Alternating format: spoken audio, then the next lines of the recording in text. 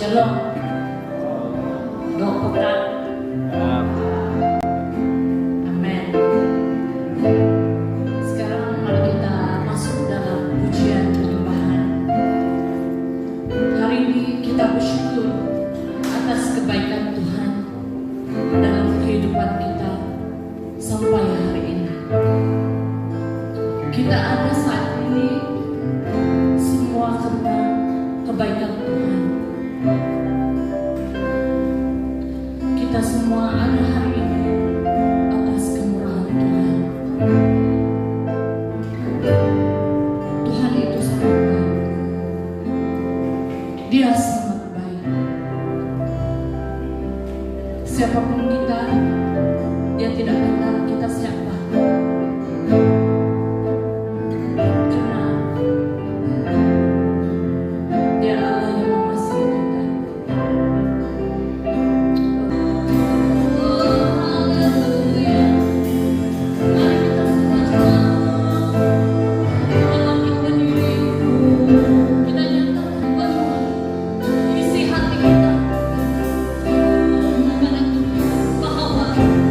Kasihnya tidak pernah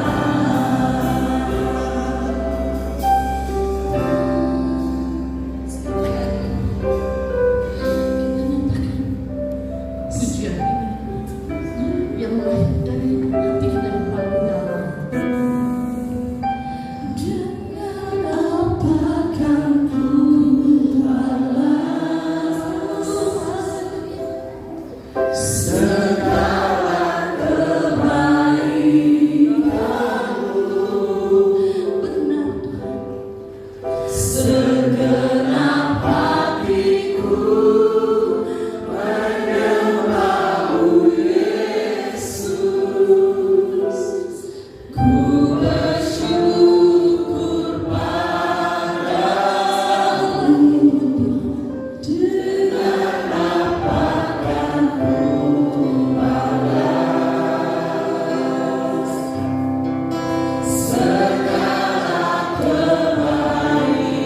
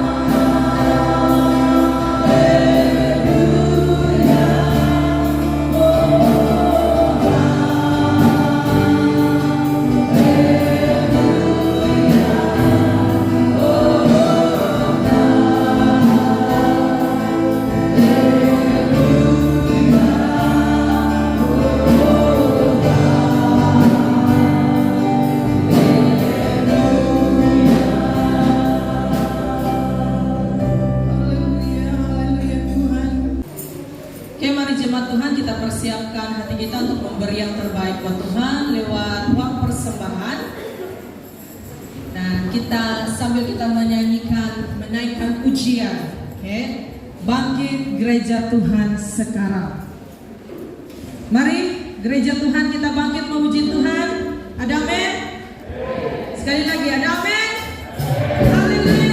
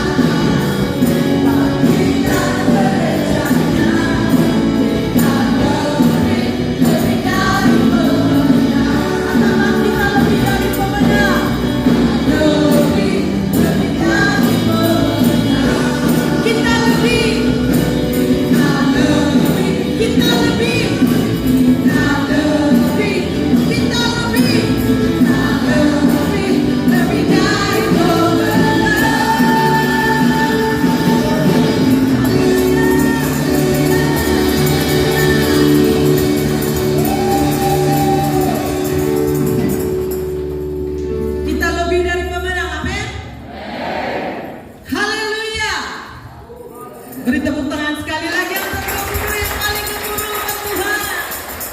Haleluya, haleluya. Kita terus menyembah Tuhan.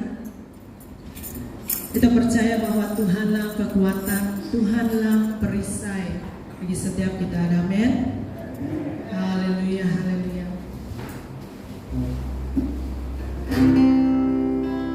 Kita menaikkan penyembahan ini bersama. Dalam apapun keadaan badai hidup kita, kita percaya Tuhanlah kekuatan. Tuhan yang memberikan kita kemampuan untuk menghadapi hidup kita. Sampai hari ini kita masih tetap bertahan karena Tuhan berserta kita.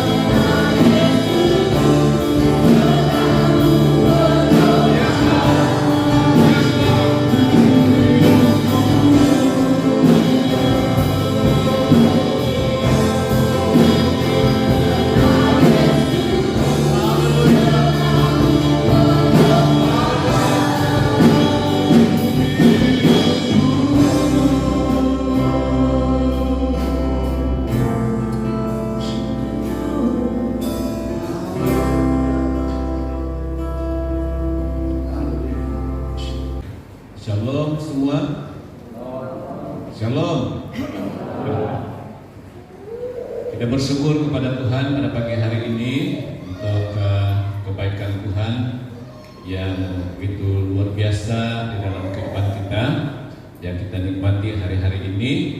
Dan terima kasih juga untuk kesempatan kita dapat bersama-sama pada pagi hari ini untuk kita datang memuji dan menyembah Tuhan di tempat ini. Jadi saya ucapkan terima kasih, tanya dan syabas kepada tim pujian penyembahan yang sudah memimpin kita pada pagi hari ini dengan pujian dan penyembahan kita di hadapan Tuhan. Mungkin kita pernah mendengar ataupun mungkin kita pernah menyaksikan sendiri ada orang Kristen yang sebelumnya begitu giat sekali di dalam Tuhan, tetapi di akhir pelayanannya, di akhir kehidupannya dia telah meninggalkan Tuhan. Mungkin juga kita pernah mendengar ataupun pernah menyaksikan sendiri juga ada hamba Tuhan yang begitu berimpak dalam pelayanan, yang begitu semangat di dalam melayani Tuhan, tetapi di akhir pelayanannya dia jatuh dalam dosa dan pelayanannya telah berakhir. Malah ada juga anak Tuhan yang begitu aktif dalam pelayanan, memberikan komitmen yang tinggi di dalam pelayanan untuk mengikuti Tuhan dengan sungguh-sungguh, tetapi akhirnya gagal mencapai komitmennya. Mengapa semua ini boleh terjadi? Dan inilah yang kita akan pelajari pada pagi hari ini. Dan kita akan melihat dari satu teks firman Tuhan dari Roma pasal yang ke-7 ayat 19 hingga ayat yang ke-23 dalam terjemahan baru. Jadi kita akan membaca ataupun melihat ini dalam beberapa terjemahan supaya kita dapat memahami setiap teks yang akan kita baca. Oke, saya mengajak kita untuk baca bersama-sama dari terjemahan baru bahasa Indonesia. 1, 2, 3. Sebab bukan apa yang aku kehendaki, yaitu yang baik, yang aku perbuat, melainkan apa yang tidak aku kehendaki, yaitu yang jahat yang aku perbuat. Jadi jika aku berbuat apa yang tidak aku kehendaki, maka bukan lagi aku yang memperbuatnya, tetapi dosa yang diam di dalam aku. Demikianlah aku dapati hukum ini: jika aku menghendaki berbuat apa yang baik, yang jahat itu ada padaku. Sebab di dalam batinku aku suka akan hukum Allah, tetapi di dalam anggota-anggota tubuhku aku melihat hukum lain yang berjuang melawan hukum akal budiku dan membuat aku menjadi tawanan hukum dosa yang ada di dalam anggota-anggota tubuhku. Agak begitu mencabar untuk dipahami, tetapi mari kita coba membaca ini dalam bahasa Indonesia sehari-hari, ya, supaya kita lebih mudah memahaminya. Yang berkata demikian: saya tidak melakukan yang baik yang saya ingin lakukan, sebaliknya saya melakukan hal-hal yang jahat yang saya tidak mau lakukan. Kalau saya melakukan hal-hal yang saya tidak mau lakukan, itu berarti bukanlah saya yang melakukan hal-hal itu, melainkan dosa yang menguasai diri saya.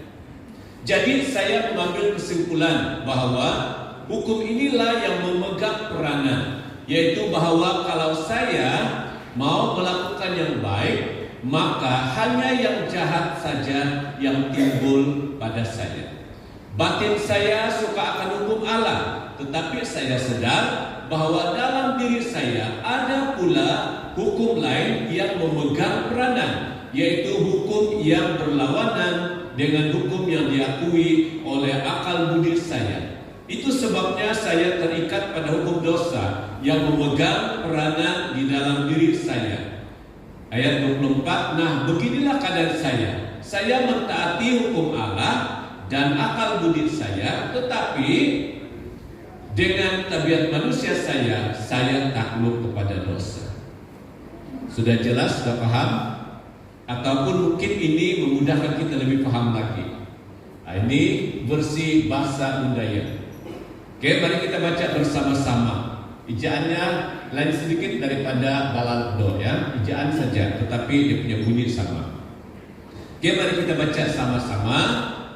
Wi na nganau lukdo ina lupianku.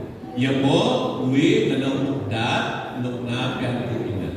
Kudang wi nganau lukna pianku ilungna bahkan wi luk nganau ina. Yamo skala lukdo bang gurur. Ngajaku ina widiar hukum ini.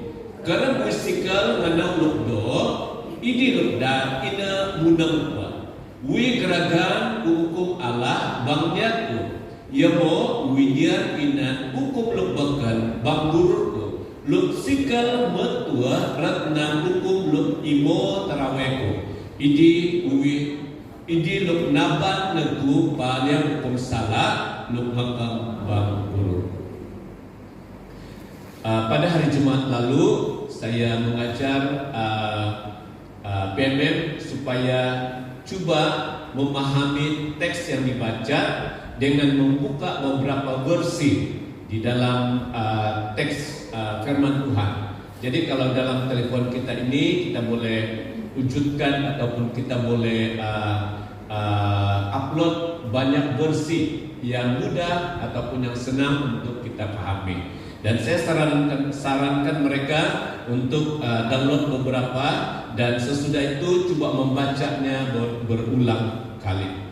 Kalau kita lihat dalam teks yang sudah kita baca ini dan kita kembali kepada skenario tadi, ada 3 keadaan orang percaya, anak-anak Tuhan yang begitu berapi-api, yang begitu bersemangat di dalam Tuhan, tetapi ketiga-tiganya mengakhiri kehidupan pelayanannya, kehidupan rohaninya dengan gagal menjadi contoh, menjadi teladan ataupun menjadi kesaksian kepada orang lain. Mengapa itu terjadi? Antara sebabnya ialah seperti yang dikatakan oleh Paulus di sini, ya. Saya mau melakukan yang baik, tetapi justru yang tidak baik yang akan terjadi. Pianto manalukdo yang mau anu luk nado inilah luk bangun bangyat ataupun luk untawanau. Jadi ini disebabkan oleh apa? Dalam teks ini tadi menyatakan bahwa ini disebabkan di dalam tubuh kita ada benih-benih dosa yang senantiasa membuat kita tidak berkemenangan di dalam kehidupan iman kita di hadapan Tuhan. Jadi hari ini saya ingin membawa kita melihat ada penghalang kehendak Allah dalam hidup kita. Dan penghalang-penghalang ini akan membuat hidup kita tidak akan berkemenangan. Dan apa yang perlu kita lakukan adalah kita berjuang dengan tekun terus-menerus untuk mengalahkan penghalang dalam diri kita sebagai orang percaya. Dan penghalang ini adalah musuh iman. Ya, penghalang ini adalah musuh iman. Jadi hari ini saya ingin membawa kita belajar untuk berjuang mengalahkan musuh iman itu. Ya, kita mau kenal pasti apa musuh iman kita yang perlu kita perjuangkan, yang ada di dalam diri kita, yang membuat kita selalu gagal atau tidak berkemenangan di dalam iman kita di hadapan Tuhan, atau menyebabkan kita jatuh dan bangun dalam hidup kita sebagai orang percaya. Berjuanglah untuk mengalahkan musuh iman kita. Berjuang maksudnya di sini adalah suatu tindakan ataupun suatu usaha yang bersungguh-sungguh yang kita harus lakukan secara berterusan di dalam hidup kita. Kita tidak boleh berjuang untuk hari ini, besok kita lika ataupun kita tidak akan mengusahakan perjuangan itu. Tetapi perjuangan itu harus terjadi secara terus-menerus dalam kehidupan kita. Sekarang ini kita sedang berada di dalam bulan kemerdekaan. Ya, di sana sini dipaparkan dalam media sosial tentang aktiviti-aktiviti bulan kemerdekaan, ya, di peringkat nasional ataupun peringkat kebangsaan, di peringkat negeri, di peringkat daerah ataupun di sekolah-sekolah. Bulan ini adalah bulan untuk mengingati kemerdekaan, ya, kemerdekaan tanah Melayu. Dan kemerdekaan itu tidak terjadi seperti sekarang ini yang kita sedang kecapi, yang kita sedang nikmati ini, tanpa ada perjuangan, tanpa ada orang-orang ataupun tokoh-tokoh tertentu berjuang bersungguh-sungguh untuk memastikan tanah air ini ataupun negara ini mencapai kemerdekaan dari jajahan. Ya? Ada perjuangan, dan ketika perjuangan itu dilakukan bersungguh-sungguh, bermakna penjajah yang kita anggap sebagai musuh pada ketika itu adalah sudah dikalahkan. Jemaat Tuhan yang dikasihi, musuh iman yang perlu kita hadapi dalam kehidupan kita sebagai orang percaya, yang pertama adalah keinginan daging. Kalau kita sebut ini sebagai keinginan daging, bukan daging bermaksud ini daging di bawah kulit. Ya, keinginan daging di sini bermaksud menyatakan tentang keinginan duniawi yang ada di dalam tubuh kita.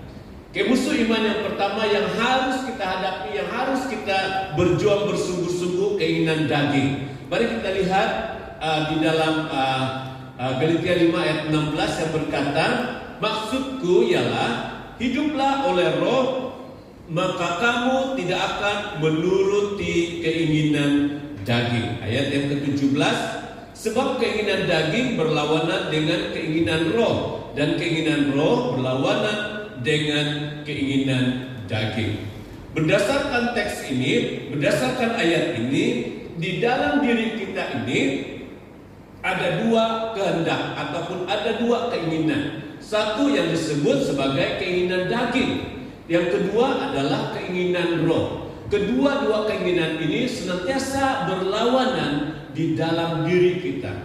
Keinginan daging ini lebih bersifat keinginan tubuh, keinginan duniawi, ya, keinginan yang bertentangan dengan kehendak Allah ataupun kehendak roh. Ya. Setiap kali kita akan berusaha, bertarung ataupun berjuang untuk memastikan keinginan Allah ataupun kehendak roh itulah yang terjadi di dalam kehidupan kita. Ya. Mengapa terjadi sedemikian? Karena tubuh kita ini adalah tubuh yang sudah berdosa. Ya.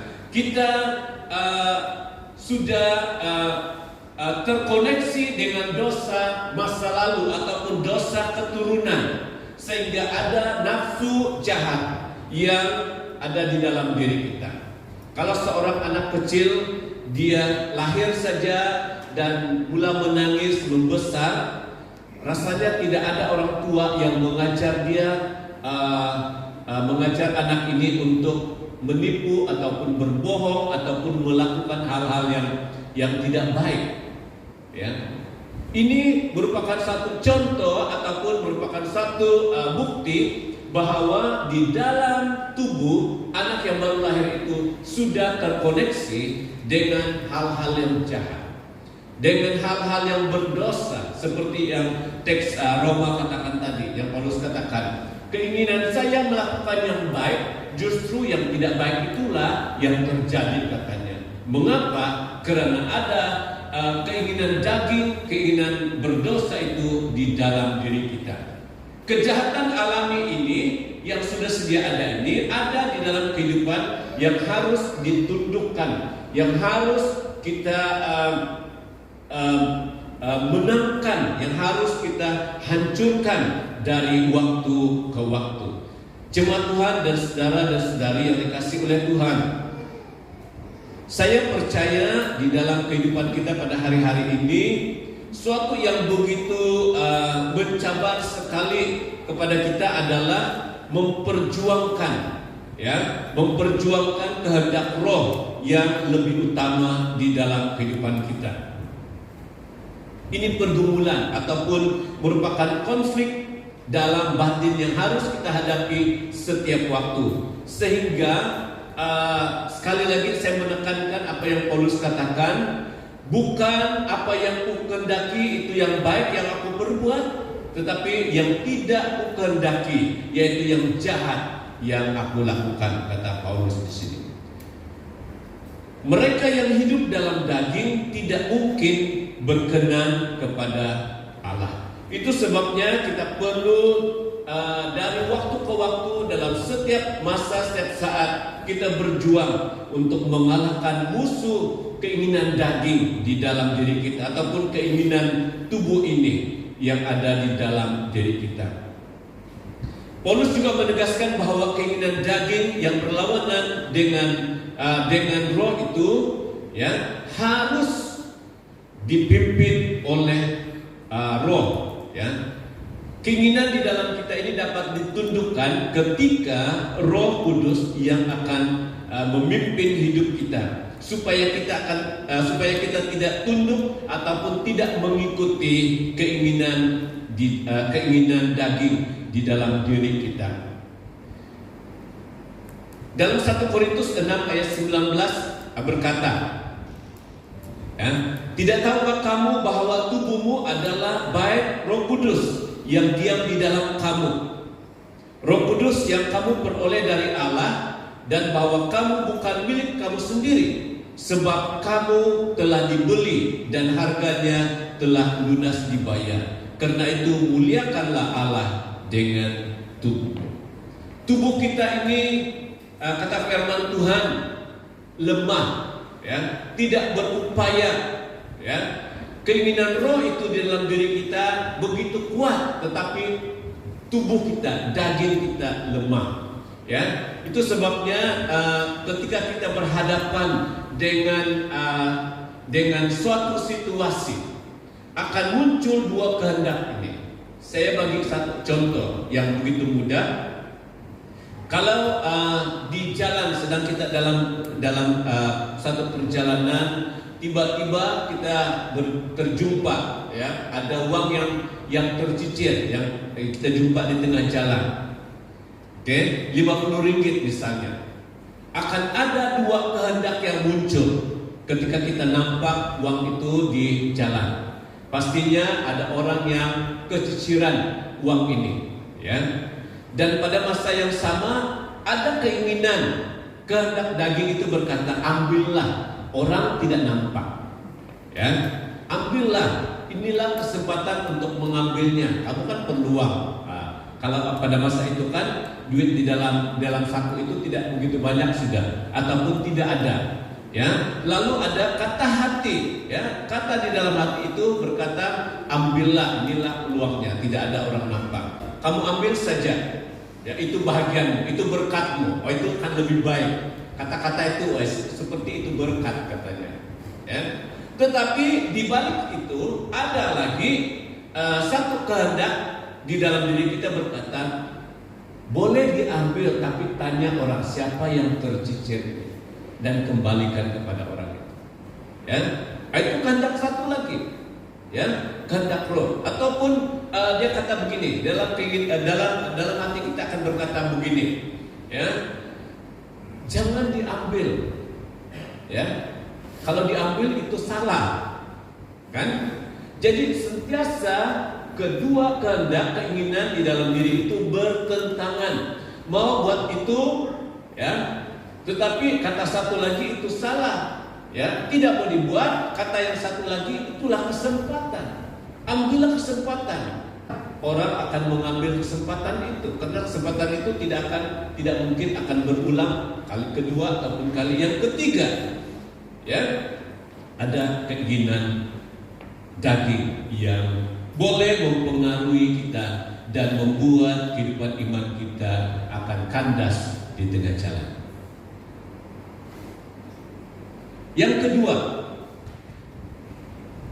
Yang kedua di sini musuh iman yang harus kita hadapi, kita berjuang setiap hari untuk mengalahkannya adalah dunia.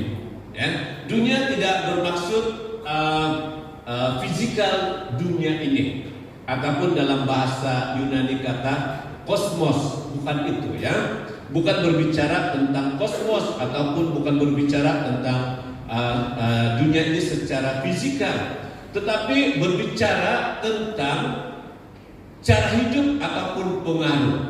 Dalam Yakobus 4 ayat 4 berkata, "Hai kamu orang-orang yang tidak setia, tidakkah kamu tahu bahwa persahabatan dengan dunia adalah permusuhan dengan Allah? Jadi barang siapa hendak menjadi sahabat dunia ini, ia menjadikan dirinya musuh Allah." Bersahabat dengan dunia bermakna menjadi musuh Allah. Menjadi musuh kepada dunia bermakna menjadi sahabat kepada Allah. Dalam zaman modern pada masa ini, memang nyata sekali bahwa kehidupan manusia itu sudah akhirnya dibangun atau didirikan di atas 3 perkara. Yang pertama yang disebut tadi di awal, keinginan daging. Itu yang pertama. Yang kedua, didirikan atau dibangun atas keinginan mata, ya, keinginan mata kita, anggota tubuh ini. Dan yang ketiga itu adalah disebut sebagai keangkuhan hidup. Itu dalam 1 Yohanes pasal 2 ayat 16. Ya. Jadi kehidupan kita, kehidupan manusia di dunia ini dibangun di atas keinginan mata, ya, keinginan daging dan juga keangkuhan hidup. Sehingga manusia itu begitu cenderung, ya, begitu cenderung mengandalkan diri kepada kekayaan. Ya, kekayaan itu menjadi ukuran ataupun banyak uang itu menjadi ukuran sehingga uang menjadi andalan. Ya, ataupun menjadikan kedudukan itu sebagai andalan, ya, pangkat sebagai andalan. Itulah yang terjadi pada hari-hari ini. Manusia bersandar kepada beberapa hal itu dan tidak lagi bersandar ataupun mengandalkan Tuhan dalam hidupnya. Kalau saya bercakap tentang uang ataupun harta, itu bermakna bukan salah, bukan berdosa kalau kita mengumpul sebanyak-banyaknya uang ataupun mengumpul sebanyak-banyaknya harta. Tetapi Alkitab berkata, kalau hatimu senantiasa murni, ya, harta yang banyak, uang yang banyak, itu akan menuntun kamu untuk lebih diberkati, untuk lebih memuliakan Allah. Ya. Tetapi tidak sedikit orang yang karena hal-hal ini hidupnya kucar kacir ataupun hidupnya jauh dari Tuhan, telah meninggalkan Tuhan. Ya, ada orang yang dulu kehidupannya begitu susah, tetapi ketika dapat berkat atau diberkati oleh Tuhan, hidupnya sudah berubah. Dia akhirnya lupa akan Tuhan, lupa akan datang beribadah ke gereja, dan hidupnya berfoya-foya dengan apa yang ada padanya. Itu yang menjadi bahayanya. Kalau kita bersandar kepada keangkuhan hidup ini yang dipromosikan oleh dunia, akhirnya kita akan lebih berpusat kepada diri sendiri, kebendaan ataupun materialistik, ya, berpusat kepada semua yang berkisar kepada dunia. Ini adalah bahaya-bahaya yang akan menerima pengaruh daripada dunia ini. Cara hidup manusia duniawi yang antaranya ada keinginan daging, keinginan mata, dan keangkuhan hidup. Manusia akhirnya tidak lagi memerlukan Tuhan, tidak lagi datang beribadah, tidak lagi mau berdoa, dan firman Tuhan itu bukan sesuatu yang menjadi keutamaan pada akhirnya. Ini adalah akibat daripada ketika kita bersandar kepada pengaruh-pengaruh dunia ini atau dipimpin oleh musuh iman itu, ya, yaitu dunia. Saudara dan saudari yang dikasihi oleh Tuhan, musuh yang ketiga yang boleh juga mempengaruhi iman kita, hidup kita, adalah iblis. Ya, ini adalah musuh utama. Selalu orang menyalahkan iblis, ya, padahal boleh disebabkan oleh diri sendiri, keinginan daging dalam diri sendiri itu. Boleh juga disebabkan oleh pengaruh daripada persekitaran, bukan iblis semata-mata. Ya, semua salahkan si iblis. Padahal diri sendiri juga sebenarnya dia punya puncak. Ya. Dan seperti yang kita tahu bahwa iblis ini adalah musuh yang tidak kelihatan. Dalam Efesus pasal 6 ayat 12 berkata, perjuangan kita bukanlah melawan darah dan daging, tapi melawan pemerintah-pemerintah, melawan penguasa-penguasa, melawan penghulu-penghulu dunia yang gelap ini, melawan roh-roh jahat yang ada di udara. Jadi di mana operasi kuasa sejahat ini, kuasa iblis ini adalah di udara. Dia akan mempengaruhi kita punya atmosfer. Musuh yang tidak kelihatan ini senantiasa berusaha untuk menggoda ataupun mencobai orang-orang percaya. Suatu ketika iblis waktu dia menggoda Yesus di padang gurun, dia tidak berjaya menggoda Tuhan Yesus di padang gurun. Kita mencatatkan iblis meninggalkan Tuhan Yesus, meninggalkannya, dan dia menunggu waktu yang Iblis ini sentiasa menunggu ataupun mencari kesempatan yang baik untuk menggoda, mencobai anak-anak Tuhan. Kalau hari ini dia gagal mempengaruhi, menggoda kita, besok lusa dia akan berusaha lagi. Dia seperti perumpamaan dalam firman Tuhan. Ketika rumah itu iblis sudah diusir dari sebuah rumah itu, dan rumah itu ditinggalkan oleh mereka, dan akhirnya rumah itu dibersihkan, tetapi tetap kosong, tidak ada isi apa-apa. Kemudian beberapa waktu belakangan, iblis berkata dengan kawan-kawannya yang lain, mari kita lihat rumah yang pernah kita tinggalkan dulu, mari kita tengok keadaannya. Mereka datang dan mereka tengok dan survei rumah itu. Wah, bersih, begitu rapi, tetapi tidak ada penghuninya, tidak ada yang tinggal dalam rumah itu. Mari kita kembali tinggal di dalam rumah ini. Dan dia bawa kawan-kawannya. Itu gambaran tentang kehidupan seseorang yang sudah bertobat dan telah meninggalkan kehidupan lamanya, tetapi tidak bertumbuh dalam pengenalan akan Tuhan. Hatinya masih kosong, tidak ada kebenaran firman Tuhan dalam hatinya. Masih bersih, masih tersun rapi kata firman Tuhan. Dan akhirnya iblis kembali beroperasi di dalam tubuh orang percaya. Itu sebabnya tadi dalam skenario yang saya gambarkan pertama itu, begitu giat seseorang itu dalam ibadah, dalam pelayanan, dalam kehidupannya di hadapan Tuhan, tetapi di akhir hidupnya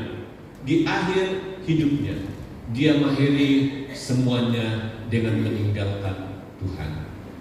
Ini adalah angkara. Ini kita boleh buat tuduhan. Ini adalah angkara daripada si iblis yang senantiasa menunggu waktu yang baik untuk mencobai, untuk mengalahkan kita, untuk menundukkan iman kita di hadapan Tuhan. Jadi bagaimana tiga musuh iman ini dapat dikalahkan? Yang pertama ialah hidup di dalam tuntunan Roh Kudus.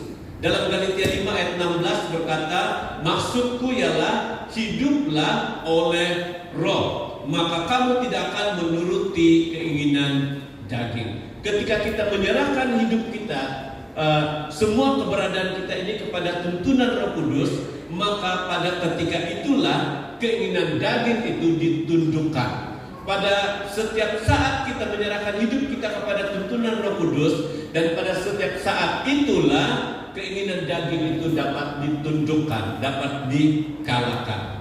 Jadi hidup dalam tuntunan Roh Kudus ini bermaksud kita sedang berjalan dalam kehendak Roh Kudus, dibimbing oleh Roh Kudus, mengikuti petunjuk daripada Roh Kudus. Banyak orang berpikir begini, saya tidak tahu bagaimana Roh Kudus itu bekerja dalam hati saya. Jangan berpikir bahwa tanda-tanda yang Roh Kudus itu bekerja dalam hati kita hanya karena ada karunia-karunia. Tidak. Setelah kita menyerahkan hidup kita kepada Tuhan dan menerima Tuhan sebagai Tuhan dan Juru Selamat kita, saat itulah Roh Kudus mengambil alih, menuntun kita untuk melakukan hal-hal yang baik. Kebiasaan lama itu akan sedikit-sedikit terhakis, sedikit-sedikit semakin berkurang, dan yang bertambah itu adalah kasih cinta akan Tuhan. Begitulah Roh Kudus menuntun hidup kita ketika kita menyerahkan hidup kita di bawah tuntunannya. Roh Kudus akan terus memastikan roh kita akan menjadi peka dan tunduk kepada kehendaknya, kehendak Roh Kudus itu sendiri. Dalam diri kita ada roh, dan Roh Kudus ini akan berkoneksi, akan berhubungan dengan roh yang ada di dalam tubuh kita, dalam diri kita. Ya, jadi pastikan roh kita itu peka dan boleh melakukan ketaatan atas kehendak Roh Kudus. Ya, jadi saudara dan saudari yang dikasihi oleh Tuhan, dalam statement yang berikut ini, mari kita menghargai tubuh kita sebagai tempat kediaman Roh Kudus. Yang kedua, bagaimana musuh iman itu dapat dikalahkan. Dalam Efesus 6 ayat 11 hingga 13 yang berkata, kenakanlah seluruh perlengkapan senjata Allah supaya kamu dapat bertahan melawan tipu muslihat iblis. Kenakanlah seluruh perlengkapan senjata Allah supaya kamu dapat bertahan melawan tipu muslihat iblis. Karena perjuangan kita bukanlah melawan darah dan daging, tetapi melawan pemerintah-pemerintah, melawan penguasa-penguasa, penghulu-penghulu di udara, penghulu-penghulu dunia yang gelap ini, melawan roh-roh jahat di udara. Sebab itu sekali lagi ditegaskan oleh Paulus di sini, ambillah seluruh perlengkapan senjata Allah supaya kamu dapat mengadakan perlawanan pada hari yang jahat itu dan tetap berdiri sesudah kamu menyelesaikan segala sesuatu. Ini berbicara tentang suatu pertarungan dengan kuasa-kuasa sejahat. Bagaimana cara kita untuk menundukkan musuh kehidupan rohani kita? Kita mesti memperlengkapi diri kita dengan senjata Allah. Saya memberikan gambaran seperti ini, seperti yang firman Tuhan berikan gambaran. Ini tentang senjata Allah. Ya, ada ketopong keselamatan, ada baju zirah keadilan, ikat pinggang kebenaran, ya, pedang roh, perisai iman, kasut kerelaan memberitakan Injil. Dan setiap bahagian ini ada makna secara rohani. Mari kita lihat bersama-sama daripada setiap bahagian ini. Apa yang dimaksudkan dengan ikat pinggang kebenaran? Ya, yang ini ikat pinggang kebenaran. Biasanya seorang tentara Romawi dia ada ikat pinggang, ya, ikat pinggang yang dibuat daripada kulit dan itu dipakai di pinggangnya dengan tujuan supaya alat-alat senjata itu boleh diselipkan di bagian pinggangnya. Ya, ikat pinggang itu digambarkan secara rohani kebenaran firman Tuhan yang harus melingkupi kehidupan kita. Ya, ikat pinggang ini melingkupi kehidupan kita dan melingkupi seluruh keberadaan kita. Hidup di dalam kebenaran firman Tuhan dan menjadi sumber kekuatan rohani kita, sehingga kita boleh memenangi setiap pertempuran. Dalam 1 Petrus 1 ayat 13 berkata, ikat pinggang yang terpasang mencerminkan kesiapan. Ketika ikat pinggang kita terpasang ataupun sudah dipakai, kita siap sedia melakukan suatu perjuangan. Ya, kalau kita lelaki ini kan seluar yang tidak ada tali pinggang, ya boleh tercorot kalau seluar itu longgar. Ya, kalau seluar itu longgar. Jadi tujuannya adalah untuk memastikan dalam apa-apa pergerakan yang agak mencabar, kita tetap boleh lakukannya karena seluar kita ataupun pakaian pinggang kita sudah terikat dengan tali pinggang. baju zirah keadilan. Apa gambaran daripada baju zirah keadilan ini? Ini adalah alat melindungi tubuh, ya, melindungi bagian tubuh kita ataupun bagian organ-organ kita, ya, seperti hati, jantung ataupun organ-organ yang ada di dalam tubuh kita. Kata keadilan, ya, kata keadilan itu adalah memberi makna bahwa itu adalah dasar standar Allah yang Dia perlakukan kepada kita dan menjadi perlakuan kita juga. Itu adalah standar Allah yang ada pada Allah dan akan menjadi bahagian kita juga, ya, supaya kita dapat melakukan kasih Allah itu kepada sesama kita. Ini keadilan. Baju zirah itu melindungi bahagian hati, ya, hati kita, kan?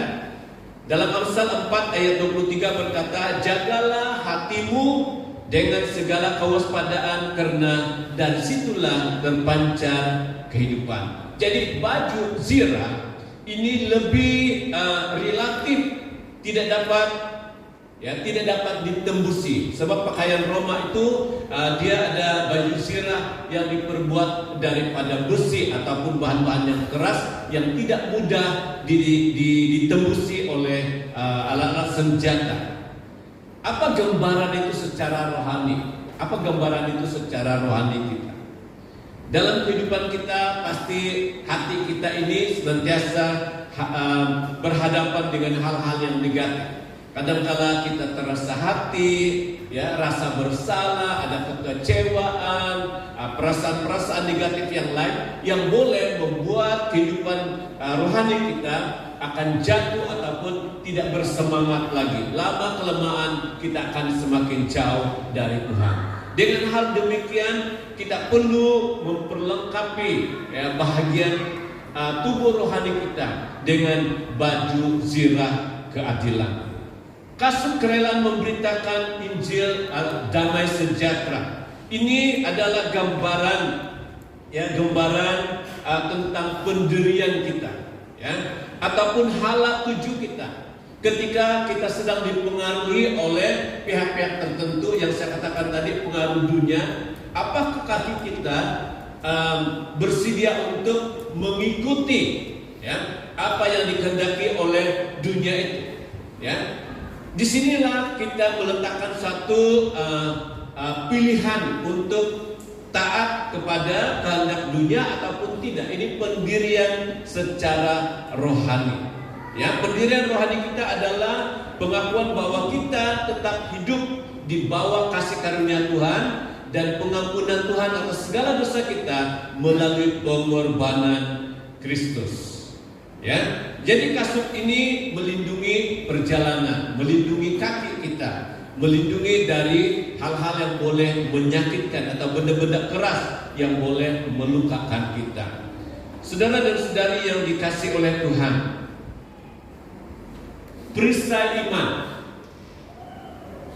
Perisai iman ini adalah satu alat yang digunakan juga oleh tentara ataupun prajurit Romawi dengan tujuan untuk menangkis segala serangan musuh, ya, menangkis serangan daripada musuh di hadapan mereka ketika sedang berhadapan. Dan biasanya perisai ini berbentuk bulat, diperbuat daripada logam ataupun diperbuat daripada besi. Tidaklah besi yang begitu berat sehingga tidak boleh diangkat. Diperbuat daripada benda yang keras dan tidak mudah ditembusi oleh senjata tajam. Kalau kita lihat, dia seperti kulit kura-kura, kan? Kulit kura-kura, ya. Dan itu sebenarnya dikatakan apabila seseorang itu dipanah dengan alat pemanah, ya, dan dengan menggunakan perisai ini, dia tidak dapat ditembusi oleh panah itu, ya. apabila panah itu terkena perisai, maka panah itu akan patah ataupun panah itu tidak akan mengenai tubuh prajurit tersebut. Ini gambaran, ya. Ini satu gambaran bahwa kita perlu ada perisai iman, ya.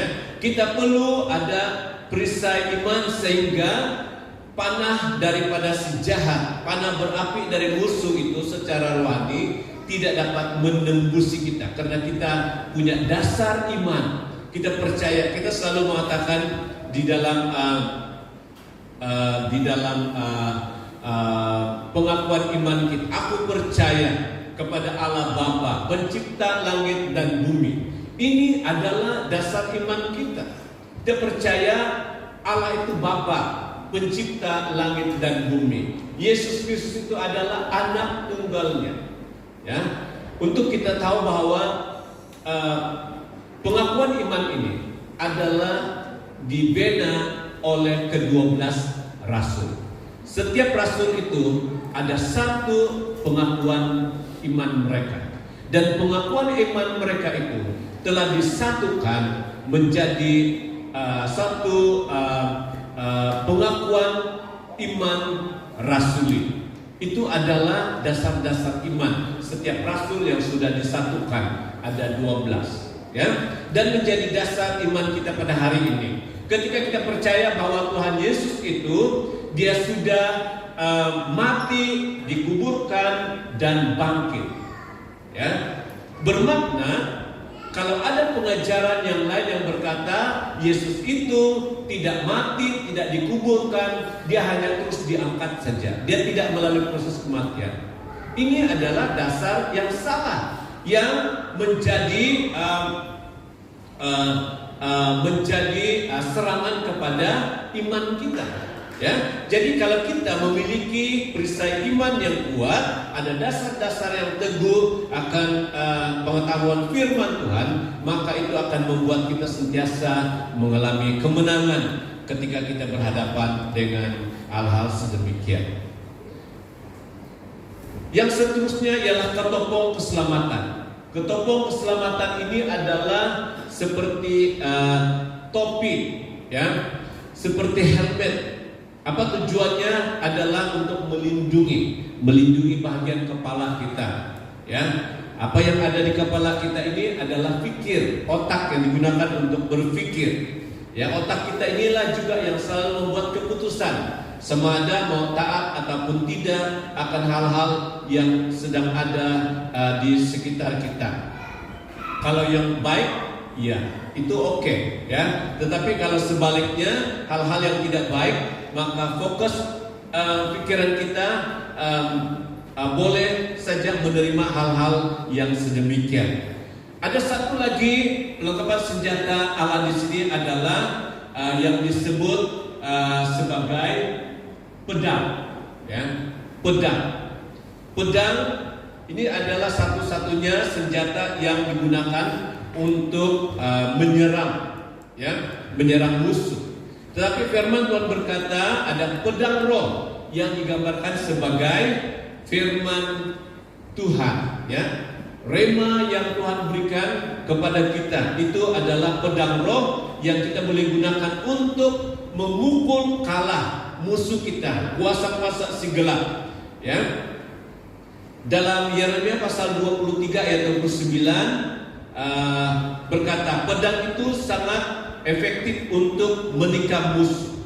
Dalam Yesaya 55 ayat 11 juga berkaitan dengan pedang itu efektif untuk menikam musuh. Pedang roh berbicara tentang firman Tuhan yang selalu diucapkan, yang selalu kita dengar menjadi rema di dalam hati kita. Dan kalau kita kembali mengingat bagaimana Tuhan Yesus dicobai di padang gurun, hanya Tuhan Yesus menggunakan firman ini sebagai senjata untuk menundukkan godaan setan, godaan iblis. Itu sebabnya kita perlu memiliki pedang roh, ya, pedang roh, dan itu akan menolong kita untuk memenangi setiap pertempuran. Saya ingatkan anak-anak kita, pemuda-pemudi, supaya mereka senantiasa belajar firman Tuhan. Coba menghafal ayat-ayat yang suatu masa akan datang. Itu akan menolong mereka untuk memberikan ataupun membuat keputusan yang tepat. Saya percaya suatu masa nanti semua catatan Alkitab yang ada di tangan kita, sama ada secara bertulis ataupun secara elektronik ini, tidak akan ada di tangan kita lagi. Apa yang ada? Yang ada di otak kita, yang pernah kita baca, yang pernah kita ingat, itu saja yang akan ada. Ya, kalau di negara Cina dalam satu peristiwa sebelum ini, di mana Alkitab ini dihalang untuk dimiliki oleh penduduk negara Cina, mereka dapat saja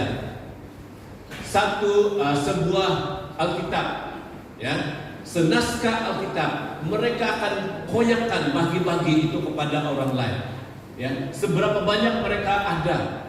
Kalau yang dapat silsilah keturunan saja, dia akan baca itu saja sampai dia boleh hafal silsilah keturunan dalam Alkitab. Dan suatu masa selepas itu mereka akan bertukar lagi. Halayan yang saya ada, saya bagi kepada orang lain, yang orang itu bagi dengan saya. Begitu susah untuk membaca Alkitab, begitu susah untuk mereka mendapat pengetahuan tentang firman Tuhan. Tetapi kalau kita di sini, Alkitab itu banyak sekali. Di rumah itu bukan satu, bukan dua, lebih daripada itu. Ya, begitu senang untuk kita belajar daripada firman Tuhan. Tetapi saya percaya suatu masa akan datang, itu tidak semudah itu lagi. Ya, itu kita tidak akan dapat seperti itu lagi.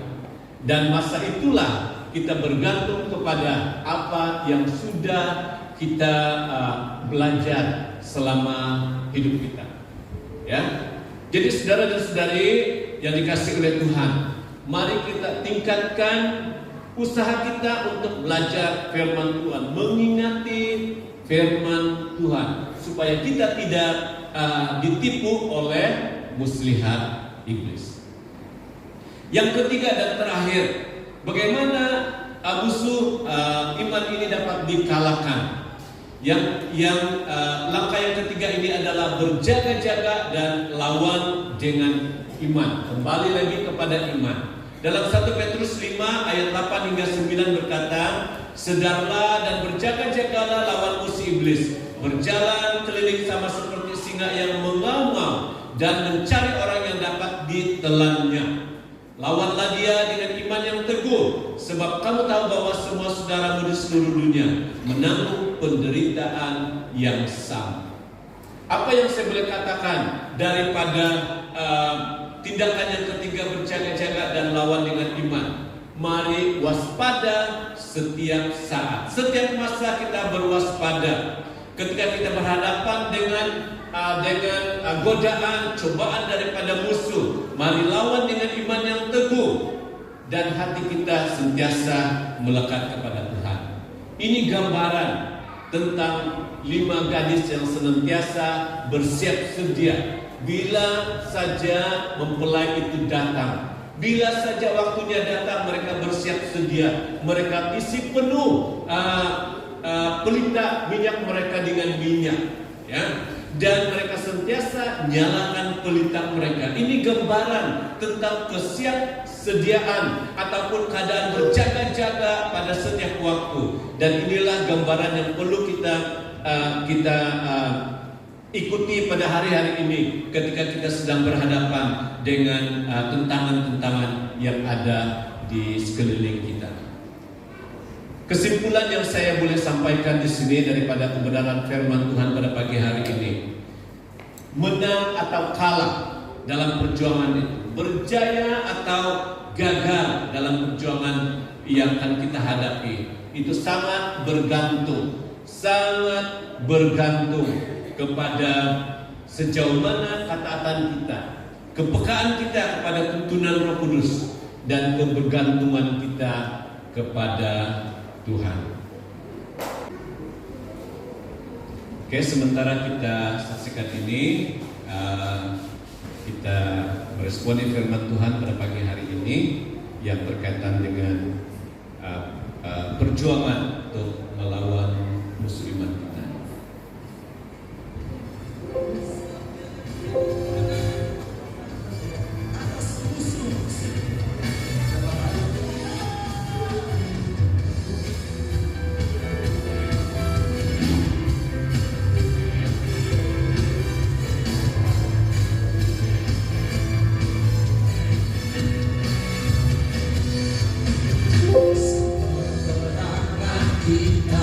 Boleh ikut nyanyi bersama-sama.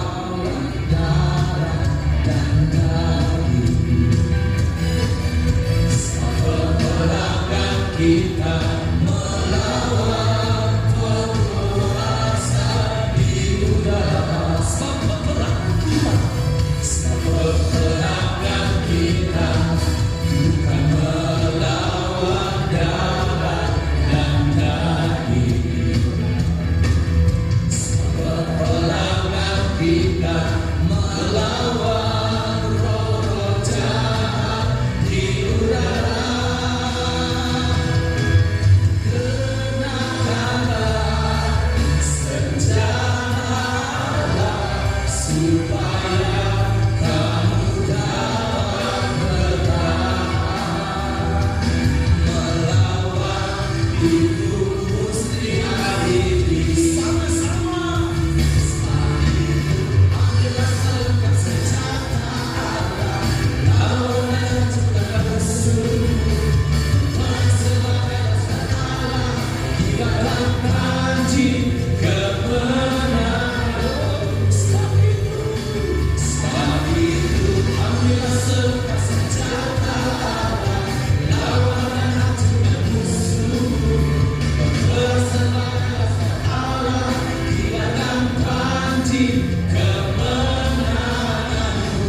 Oke, sudah berdiri semua. Mari kita berdiri dan kita boleh ikut sama dengan lagu ini. Lewat ujian ini kita akan mengalahkan musuh-musuh kita. Katakan amin. Peperangan kita bukan melawan darat dan daging. Peperangan kita melawan roh-roh jahat di udara. Kenakanlah senjata Allah supaya kamu dapat bertahan melawan tipu muslihat ini. Sama-sama. Sebab itu ambillah senjata Allah, lawan dan cegah musuhmu. Sebagai dasar Allah, kibarkan pancing kemenangan. Sebab itu ambillah senjata Allah, lawan dan cegah musuhmu. Sebagai dasar Allah, kibarkan pancing kemenangan. Sebab itu ambillah senjata Allah, lawan dan cegah musuhmu. Sebagai dasar Allah, kibarkan pancing kemenanganmu.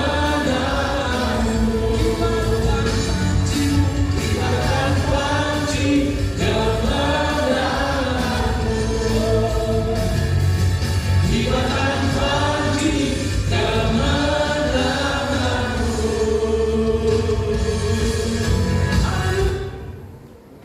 Mari kita tunduk kepala dan kita berdoa.